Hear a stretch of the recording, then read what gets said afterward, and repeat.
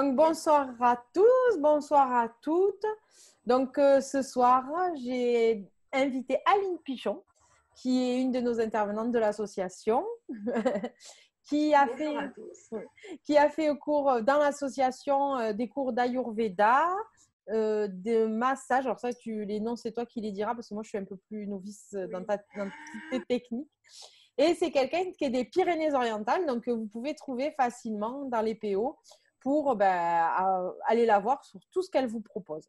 Donc, Aline, je vais te laisser te présenter et donner toute la gamme des choses que tu fais. Alors, d'abord, je suis professeure de yoga. Et le yoga, ça touche à la santé. Donc, je me suis intéressée à diverses choses liées au yoga. Donc, à la sonothérapie, au yoga du son, donc mettre des sons dans les postures, travailler avec les bols, avec le tambour chamanique. Voilà. Et puis, les massages aussi, massages holistiques et ayurvédiques. La marmathérapie. La marmathérapie, c'est vraiment un soin spécifique à l'ayurveda où on va traiter certains points qui sont liés au dosha et au sous-dosha dans l'ayurveda. Donc, on prend le pouls pour voir quels sont les sous-doshas qui sont à traiter. Et dans ce pouls, on va traiter certains points avec certaines huiles spécifiques. Donc, il y a des huiles essentielles. La base de ces huiles, c'est toujours l'huile de sésame. Et voilà, c'est un soin vraiment magnifique que j'ai mis en place pour transmettre cette formation parce que c'est très peu connu et c'est très efficace. Vous pouvez vraiment équilibrer les sous-doshas. Donc, dans cette formation, j'apprends à prendre le pouls, ce qui n'est pas forcément donné à tout le monde, si je puis dire. Parce que souvent, on va dire ah, bon, quelle maladie vous avez, quelle chose vous avez. Ah, bon, on va faire ce point-là, et puis c'est vite fait, hein, ça va. Alors que, en fait, j'apprends dans cette formation, par le yoga, à apprendre à l'écoute intérieure, ton ressenti. Parce que la prise du pouls, c'est vraiment comment on va ressentir, qu'est-ce qu'on va ressentir en dessous ses doigts et se faire confiance. Parce que j'ai vu des fois dans les formations, les gens me disaient oh là là, je ne sais pas, il y a ça et ça, mais je ne suis pas sûre. Alors je viens derrière pour voir, je dis oui, effectivement, il y a ça. Ouais, je corrige. Mais en fait, c'est souvent le manque de confiance. C'est voilà. Donc ça, c'est pour la marmathérapie. Il y a un autre soin qu'on appelle le soin Kundalini qui est plus donné pour vraiment le psychique, là, soigner toutes les problématiques psychiques. Donc le soin Kundalini, ça n'a rien à voir avec la sexualité, je le dis tout de suite, parce qu'il y en a qui disent ah, le Kundalini, c'est cool. Mais en fait, non, on traite certains points sur les pieds et avec des sons, on active avec des sons et la pression de certains points avec des sons. Et la personne pense au son, on l'a dit avec le thérapeute. Et voilà, ça a une action aussi, là, surtout sur les chakras. Ça a un grand équilibre émotionnel sur les chakras. Et c'est aussi un traitement avec les huiles essentielles, puisqu'ensuite on travaille au niveau énergétique, là, avec les mains, hein, sur les chakras avec des yantras. Et on met l'odeur sur les mains et on fait sentir à la patiente. Voilà, c'est vraiment un traitement aussi très peu divulgué parce qu'en Ayurveda, le massage ayurvédique, c'est surtout la Vyanga. Hein, on met de l'huile partout et on frotte activement pour certaines personnes. Moi, j'ai un massage ayurvédique très entre deux, quoi. Parce que le côté un peu rentre dedans, c'est pas dans ma nature, quoi, du tout. Donc, je préfère être vraiment voilà, moi-même. Donc là, j'ai introduit déjà le massage holistique. le massage holistique aussi, au fur et à mesure de mon chemin, je me suis fait de plus en plus confiance dans mon intuition et dans mes mains. Et donc, il y a beaucoup de choses qui sont arrivées ces dernières années. Donc, au point de vue énergétique, voilà, je travaille l'énergétique dans le massage. Voilà. Qui a vraiment un effet vraiment très, très puissant. Je fais aussi donc le bilan ayurvédique. Souvent, on vient me voir soit pour le massage, soit pour le bilan ayurvédique.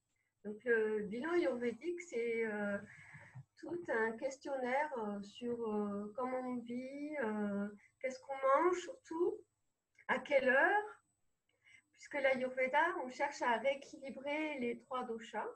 Donc, les 3 doshas sont les humeurs qu'il y a dans le cosmos. Le cosmos, on est relié au cosmos, ce qui est en haut est en bas, est en nous. Donc, on essaie de rééquilibrer un des doshas qui est en panique dans le corps souvent. Hein. Donc, les 3 doshas, c'est Vata, Pitta, Kapha, qui sont ces 3 humeurs. Hein. En fait, ce sont les 5 éléments, enfin les éléments qu'on connaît, hein, la terre, l'eau, le feu, l'air et l'espace. Donc, dans Vata, l'humeur Vata, c'est donc l'air et les terres. C'est le mouvement dans le corps. Après, Pitta, c'est la chaleur dans le corps. Donc, c'est le feu et l'eau, puisque c'est la chaleur, mais à l'état liquide, enzymatique. C'est ce qui va faire la digestion dans le corps. Voilà, c'est tous les liquides chauds dans le corps. Et ensuite, on a Kapha. Kapha, c'est la terre, la terre et l'eau. Donc, c'est la structure, ce qui va donner vraiment la cohésion dans le corps. Donc, on a ces 3 éléments primordiaux qu'on peut voir de suite dans la structure physique, hein, et psychologique. Alors, je vais donner quelques exemples pour comprendre un peu voilà, comment repérer ces 3 doshas dominants. Voilà, souvent, un individu peut être très dominé par un, voire deux doshas principaux. Par exemple, quelqu'un qui est assez mince, très mince même, très agité, est dominé par l'élément Vata. On peut dire, voilà, cette personne-là, déjà, elle n'arrête pas de se toucher les cheveux, elle est tout le temps agitée, elle est très mince. Donc, voilà.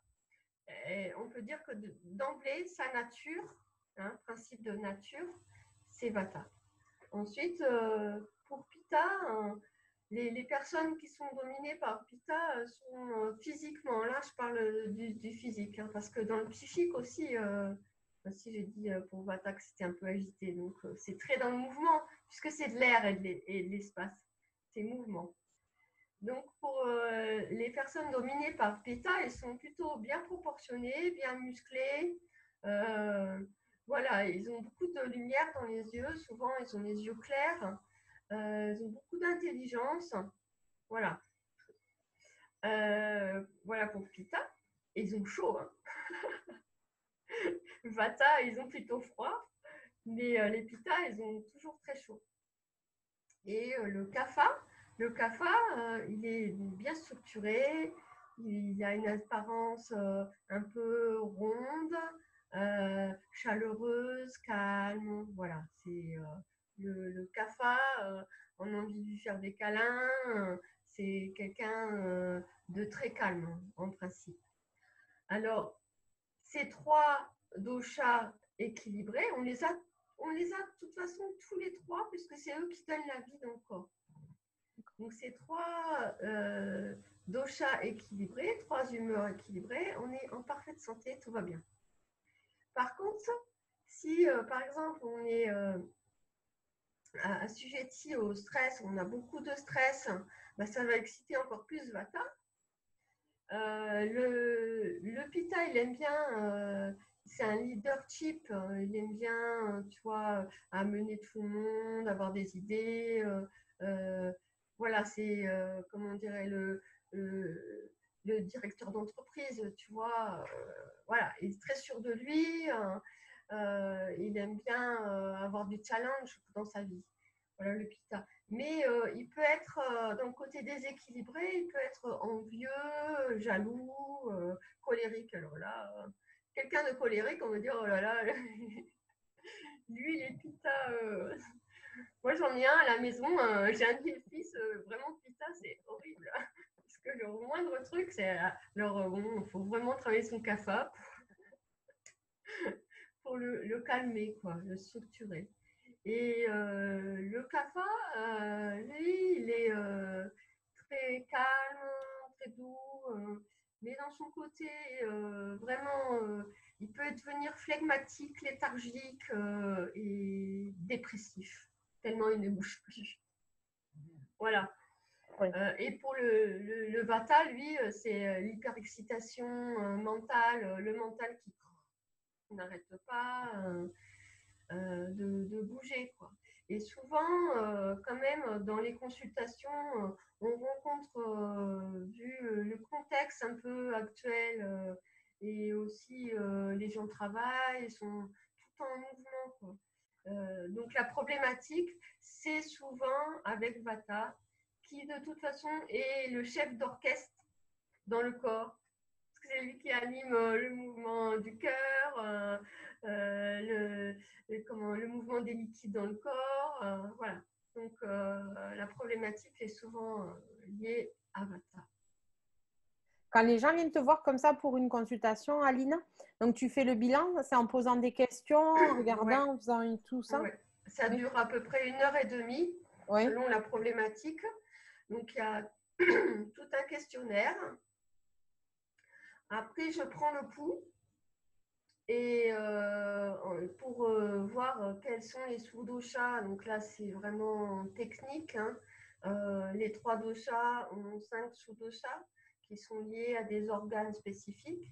Et ensuite, je vais chercher les tissus, l'état des tissus. C'est toujours bien de venir quand on a un déséquilibre, parce que plus on attend et plus ce déséquilibre peut créer la maladie. Et après, c'est beaucoup plus compliqué d'agir sur cette maladie. Bon, j'accompagne des gens qui ont des cancers, un lymphome. Je suis une dame là sur Toulouse depuis 3 ans. Et l'Ayurveda est vraiment formidable quand on a ce genre de maladie, parce que, en fait, moi, je dis toujours, la médecine traditionnelle et l'Ayurveda devraient fonctionner ensemble, quoi. Puisque c'est vraiment 2 médecines qui, euh, qui devraient vraiment marcher ensemble pour donner la force aux patients. Parce que on voit les chimios et tous les effets néfastes sur le corps, hein, parce que c'est vraiment le chalumeau à l'intérieur du corps, on brûle tout, hein, et voilà. Et l'Ayurveda à côté, ben voilà, les effets négatifs, en fait, on les a beaucoup moins, quoi. Donc ça, c'est génial. Enfin, c'est pareil, c'est pas assez divulgué pour ce genre de thérapie, puisqu'il n'y a aucun. Souvent, on agit avec l'Ayurveda avec des plantes. Donc, c'est des compléments alimentaires, mais ce sont que des plantes. Donc, il n'y a pas d'effet négatif. On les prend toujours. Si on a un produit chimique, de la pharmacopée traditionnelle, on les prend en dehors de ces mélanges. On ne les mélange pas pour qu'il n'y ait pas d'interaction entre deux. Et là, ça structure et ça aide la personne. Voilà, Donc, alors donc, ouais. Et c'est un quand on. peu Non. du côté Et... Vata. Et quand on vient te voir, après, donc on a ce bilan, et après, tu donnes des conseils sur l'alimentation, Oui. sur des choses comme ça? Oui, sur l'alimentation, parce que c'est énorme, hein, c'est l'alimentation qui va régler énormément de choses dans le corps, puisque c'est de cette alimentation qu'on va restructurer. Il y a une structure permanente, en fait, des tissus, hein, dans le corps par l'alimentation. Donc, si on ne s'alimente pas bien, on a des aliments trop lourds ou trop toxiques pour le corps, ben, ça va amener des substances qu'on appelle amasiques. Et donc, ça crée des problématiques de santé. Parce qu'en fait, aussi, les doshas sont dans l'air, donc dans le cosmique. Hein. C'est vraiment trois humeurs qui sont dans le cosmos. Et à certaines heures de la journée, ils sont aussi présents. D'accord. Donc, par exemple, je vais prendre pour le repas du soir, parce que c'est la problématique, et souvent le repas du soir, les gens mangent beaucoup trop le soir, des aliments beaucoup trop riches le soir. Il faudrait vraiment manger beaucoup plus léger le soir et privilégier le repas du midi. Puisque à midi, c'est là que le soleil est le plus haut dans le ciel, donc dans notre organisme aussi. Donc à midi, à la limite, on pourrait manger tous les poisons. Si tout va bien, il n'y aurait pas de problème. Puisque le feu, il est là, il assimile. Le pitta est vraiment hyper actif. Hein. Les agnis aussi. Les agnis, c'est vraiment les feux qu'on a dans le corps, qui siègent énormément dans le foie. Hein. On a les 5 éléments au niveau du... Les 5 éléments ont un feu, en fait. Un feu subtil. Et ils sont tous présents dans le foie. Donc le foie a vraiment une grande importance aussi pour l'assimilation, pour nettoyer le sang, pour tout. C'est vraiment incroyable. Cet organe, tous les organes sont importants. Je ne dis pas que... Mais le foie, au niveau digestif, le foie et l'intestin grêle, puisqu'ils marchent ensemble. Donc, c'est vraiment très important. Donc, par rapport au pouls, je vais donner certains conseils d'alimentation. Des plantes à prendre à certains moments de la journée. Alors, j'utilise le pendule aussi pour voir si on doit les prendre avant manger, pendant le dîner ou après. Voilà, il y a des petites choses comme ça que je demande un peu au subtil de m'éclairer ou d'affirmer ce que je ressens plutôt. Et les huiles essentielles aussi, ça fait partie de la thérapie, des éléments qu'on peut utiliser. Et voilà, donc on repart avec tous ces éléments. Alors des fois, les gens ils disent « Oh là là, il y a trop d'infos, comment je vais faire ?» Alors, je dis bah, « Vous prenez ce que vous pouvez mettre en place de suite. Donc les plantes, vous pouvez les prendre, c'est très bien. Et puis après, petit à petit, on ne va pas se mettre la pression, ça ne sert à rien. Il faut vraiment prendre les choses en douceur et avec son corps, quoi. Mais s'impliquer dedans. C'est la première chose, c'est se prendre en main. Hein, et être décidé. Alors, parce que j'ai eu des cas hein, dans la famille, hein, par exemple, on veut toujours aider sa famille et tout ça. Et puis en fait, ça ne marche pas parce que c'est pas de leur propre volonté. Et puis ils attendent trop la pilule magique. Et si tu prends des plantes mais que tu changes pas trop ton alimentation, que tu vas toujours te faire ton énorme petit déjeuner, c'est pareil, là, c'est les heures CAFA, le petit déjeuner, souvent. Et donc, ça accentue le CAFA dans le corps. Et le siège de CAFA, c'est l'estomac. Donc, en fait, ça peut polluer vraiment l'estomac, mettre beaucoup d'éléments amasiques dans l'estomac, et ça va avoir tendance à remonter dans les poumons, qui est aussi un élément CAFA, moins que l'estomac, mais quand même. Et ça va créer beaucoup de mucus. D'accord. Donc, beaucoup de désordres allergiques, respiratoires, etc. Donc, voilà, on essaye, moi j'essaye de donner des conseils. Hein. Le premier conseil que je peux donner à tout le monde, c'est un citron, la moitié d'un citron le matin pressé avec un peu d'eau tiède, un peu de miel.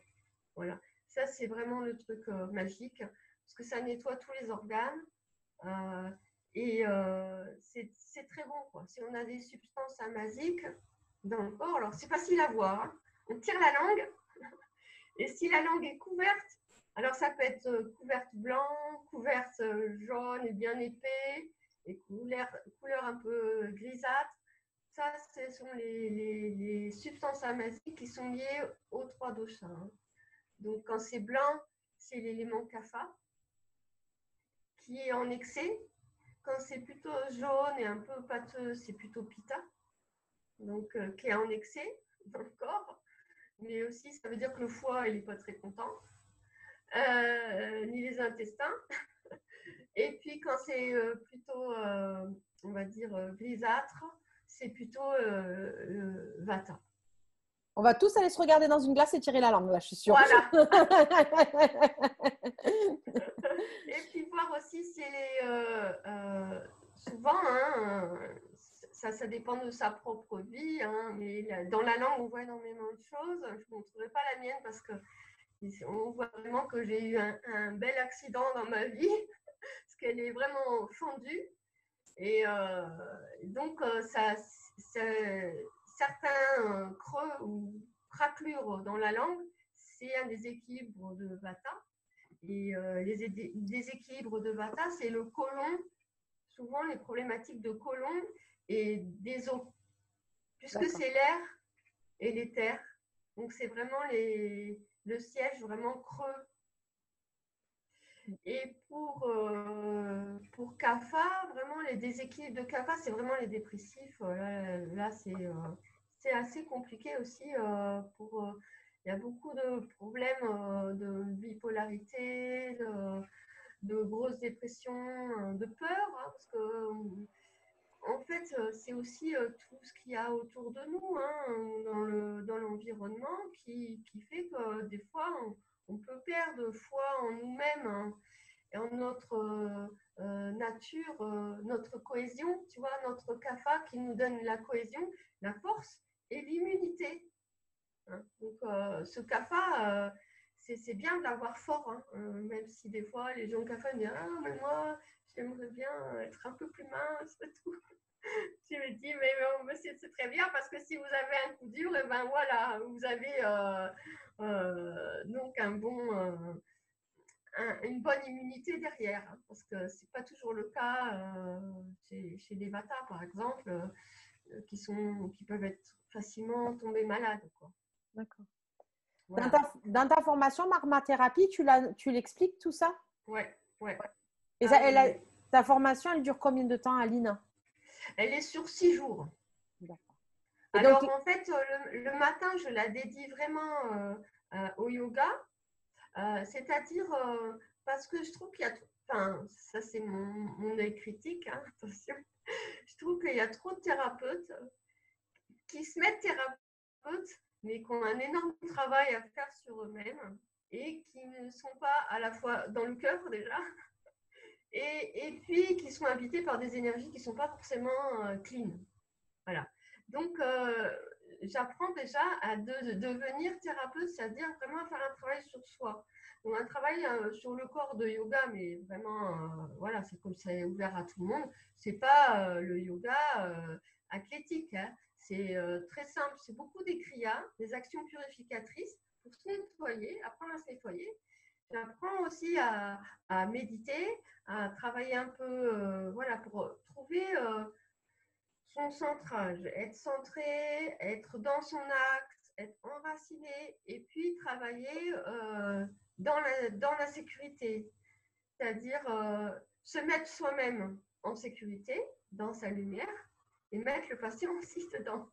Et tout ce qui est, voilà, qui n'a rien à faire ici, voilà, apprendre à le faire sortir pour le transmuter en lumière. Voilà. Donc ta formation, ça, j'apprends ça. Ouais. Le matin et l'après-midi. Donc, la première phase où j'explique ce que c'est que l'Ayurveda. Donc, on fait la conférence de l'Ayurveda.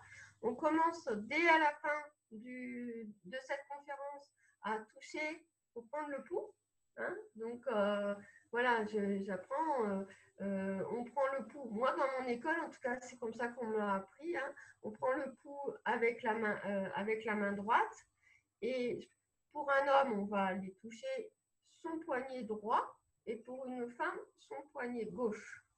Pourquoi? Parce que la femme est plus quand même dans son côté lunaire, féminin, donc à gauche, et les hommes plutôt solaires, masculins. Donc, c'est pour ça ça sera plus facile de détecter le pouls comme ça. Donc, on va déjà apprendre la nature, c'est-à-dire rien qu'en posant les trois doigts, on va chercher qu'est-ce qu'on ressent. Donc, est-ce que la peau est épaisse? Est-ce que c'est très chaud? Est-ce que c'est plutôt fin et froid? Voilà. Là, on a les trois doshas. Donc, on peut voir quelle dominance de la nature. C'est-à-dire qu'au moment de la conception, avec nos parents, quoi, quand ils nous ont conçus, ils étaient eux-mêmes dominés au moment de la conception par certains doshas. Ce qui va faire qu'on va être de cette nature-là. Et ça, c'est notre nature. Et après, donc, on appelle la prakriti. Et ensuite, on a donc l'élément qui va je ne me rappelle plus exactement en sanskrit. Je vais dire des bêtises, donc je ne dis plus. Mais c'est l'élément qui va déséquilibrer au jour d'aujourd'hui, dans cet instant premier. Qu'est-ce qui va déséquilibrer? Est-ce qu'on a mangé un aliment trop cafard et on est plombé, on a du mal à digérer, on a beaucoup de substances amasiques? Est-ce qu'on a beaucoup, beaucoup de colère dans le corps? Il faut vraiment arriver à trouver au moins à rééquilibrer l'aspect psychique pour apaiser les choses. Et où est-ce qu'on est très agité, trop de stress, trop de mouvement? Et là aussi, il faut apprendre à poser la personne. Donc, on peut donner des plantes pour ça. On peut donner aussi des mantras. La mantra-thérapie, c'est très, très bénéfique. Tout ça, tu l'apprends dans ta formation? Dans la formation, on apprend tout ça aussi. Et les massages, du coup, ça intervient quand? Donc, les massages, ça intervient… Alors, attends. Sur le troisième module.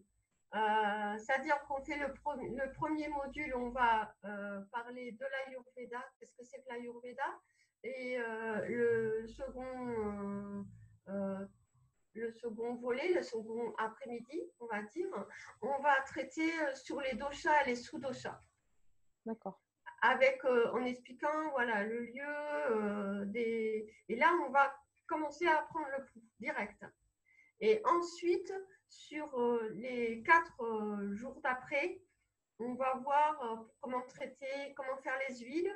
Donc, j'explique comment faire ses propres huiles pour traiter Vata, Pitta et Kapha. Et ensuite, voilà, on localise les points pour Vata. Ils ont aussi une brochure, sur les sous-doshas, avec les maladies des sous-doshas, enfin tout ce qui est expliqué autour, et une brochure pour trouver où se trouvent les points des sous-doshas dans le corps, quoi. D'accord. À traiter. Donc, on voit ça tranquillement, c'est-à-dire je fais un soin, on regarde et ensuite chacun fait un soin en binôme. D'accord. Tu vois? Ouais. Et ensuite, la dernière phase, c'est vraiment chacun fait un soin. Donc, on va chercher des cobayes et voilà.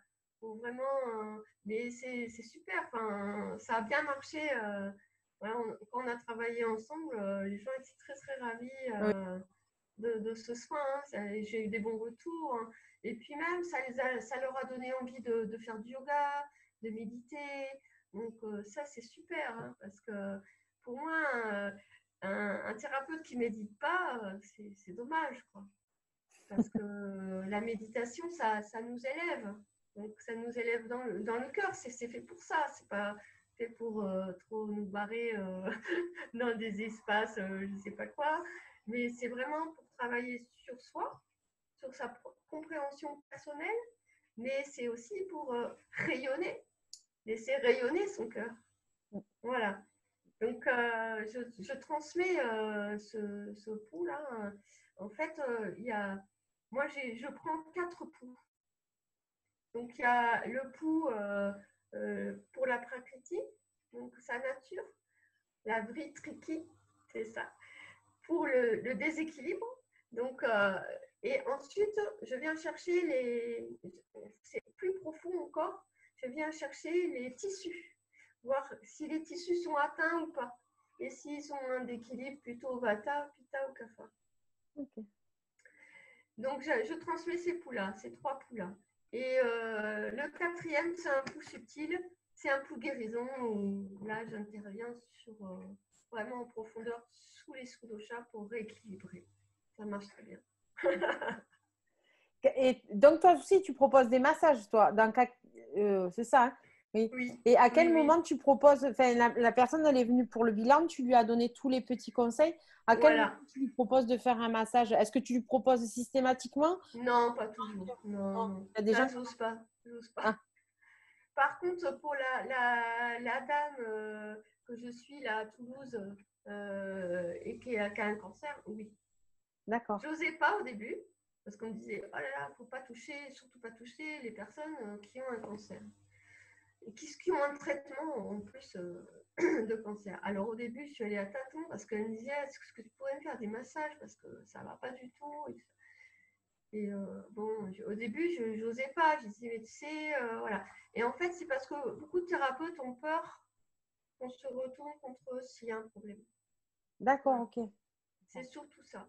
Donc en fait, avec cette personne-là, je fais le Kundalini, massage des pieds, je fais la marmathérapie et je fais aussi un massage que je divulgue pas trop, avec le bol Kansu, tu vois. C'est un petit bol tibétain et on masse le pied avec ça. D'accord. Donc, c'est très relaxant et ça a des effets aussi sur les doshas. D'accord. Voilà. Et les mains, parce qu'elles perdent beaucoup les sensations de toucher. Hein. Ce qui est vraiment incroyable, parce que moi, j'ai vu ma maman qui a eu un cancer du sein et qui a été traitée bien avant que je connaisse l'Ayurveda. Et j'ai vu toutes les problématiques qui sont arrivées, les ongles qui tombaient, la peau des pieds qui. Enfin, c'était horrible, quoi. Vraiment, c'est dommage que j'ai pas pu l'aider à cette époque-là parce que je ne connaissais pas l'Ayurveda. Hein, donc, ouais, j'ai rien pu faire à part la soutenir moralement. Mais là, par contre, dans le traitement du lymphome, mais pourtant, hein, ça a été vraiment Ouais, hyper chaud. violent comme traitement. Elle n'a pas perdu ses ongles. Euh, elle a perdu, enfin, elle avait rasé les cheveux pour se dire, bon, comme ça, moi, je suis tranquille. Mais en fait, une fois, elle a perdu les cils et 2 jours après, elle repoussait déjà. C'était incroyable pour elle, voilà. Et en fait, bon, là, juste les choses négatives pour elle, c'était les nausées, le côté un peu nauséeux, tout ça. Mais ça passait très vite en fait, parce qu'elle a, elle n'a pas lâché son traitement, même si on lui disait quand elle était en hôpital, non, non, non, faut rien prendre, rien, rien. Et son mari lui a amené les trucs, elle les a toujours pris, quoi. Ouais. Voilà. Et je pense que ça l'a énormément aidé pour Ouais. pouvoir, voilà, supporter tout ça. Ouais. Après, voilà, c'est aussi elle qui a choisi.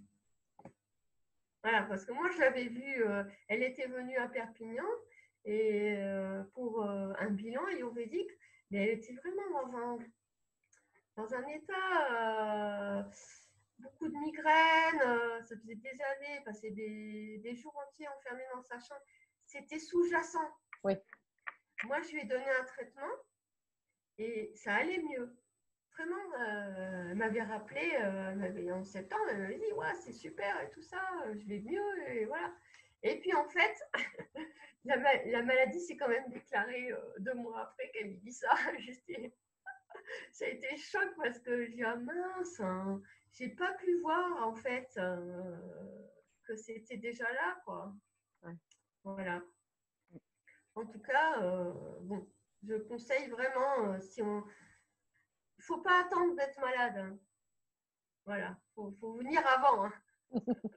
Bah, du coup, si on veut venir, Aline, on te retrouve où? Alors, soit chez moi, à Prades. Pour l'instant, le cabinet à Perpignan, c'est voilà, peut-être je vais en avoir un en septembre, c'est pas sûr. Chez moi ou à distance, puisque je prends le pouls avec le pendule. Donc, et ça marche très bien parce que des fois je dis ah, vous avez pas mal aux yeux depuis quelque temps. Et la personne dit oui, oui, oui. Et puis je dis mais tiens, comment elle sait que j'ai mal aux yeux? Voilà, tu vois. Donc, bon. Donc, Après, sur ta page Facebook, on peut avoir les renseignements. Aline Pichon. oui, oui. Voilà. Je me souviens plus. Facebook, mais aussi sur mon site personnel. Ah, voilà. Ouais, ouais. Qui s'appelle. Après, si on tape Aline Pichon Ayurveda, on me trouve très rapidement. Hein. D'accord, ouais. Le nom du site est au nom de l'association pour laquelle je travaille. D'accord. Donc, voilà. Ouais. Bon. Donc, si on veut un rendez-vous avec toi, le premier, 1h30 à peu près, c'est ça? Oui, oui. Hein? Donc, Pour les massages, c'est pareil. Hein. ben voilà. Faut prendre 1h30 avec Aline à peu près. Voilà, voilà. Parce qu'une heure, je ne sais pas faire. Hein. C'est bien, tant mieux. Pour la sonothérapie, c'est pareil. Hein. C'est 1h30. Hein, parce que c'est pareil, c'est comme une initiation le son avec moi. Hein. C'est pas uniquement je mets trop de bol et je tape. Alors aussi, j'ai mis cette formation cette année en route. Puisque alors c'est toujours moi, j'ai du mal à me mettre en avant, tout ça. Et on vient toujours me chercher.